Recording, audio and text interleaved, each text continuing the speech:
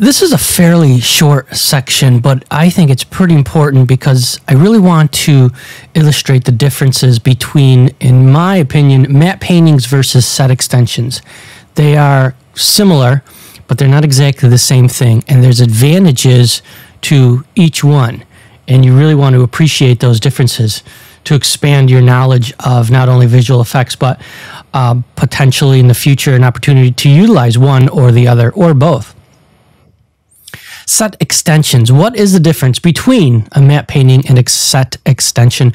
Well, both deal with the same challenge. Create or change an environment where there was none on set, obviously. And where matte paintings are mostly 2D flat planes of artwork, there is 3D sprinkled in there often, but where they're mostly 2D flat planes of artwork, now in 2.5D space that we've learned about last section, set extensions are actually 3D geometry seamlessly integrated onto set construction. There is a lot of overlap between these two disciplines, but it's important to note the differences and the advantages of both. Here's some examples of some set extensions. This opens up a great many more options for camera movement opportunities, as well as perfect lens perspective shifts. That's really important. The big key that you really want to take away from this section is, of course, the ability to move the camera into what I call the Z. What it means to move the camera into the Z is not to go left, right, up, or down. That would be the X, Y. But the into the Z means you're taking the camera and you're going into the scene.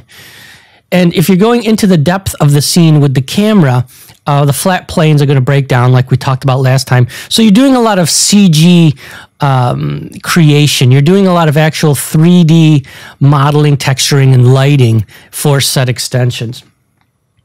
So what does this mean for the actual production and the cost of the show? This means that the production only has to build a partial set, and the matte painting, the set extension artists add to it or extend to it where the physical set leaves off. And the key, of course, is to seamlessly blend the two together. Obviously, for a shot like this, you're only building the pier. Everything else is keyed out. Of course, if you're wondering, what about all the set equipment, the cranes and the lights? Well, that's just garbage matted out very, very quickly. And also, this large area right up here, you're probably thinking, well, how does that get keyed out? All that is basically just garbage matted out. And you only actually need a green screen or blue screen behind the action right at the very edges.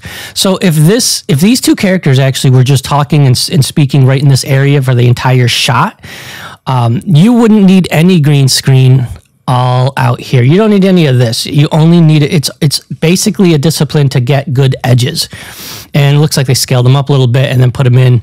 But what's super important about shots like this is that you really have to match camera height, camera perspective lens, and of course lighting. As you can see, there's lights hitting right here, giving them a nice rim light to mimic that sunlight, that daylight right here. Of course, in a sense of what is traditional matte painting shots used to accomplish, set extensions goes even further.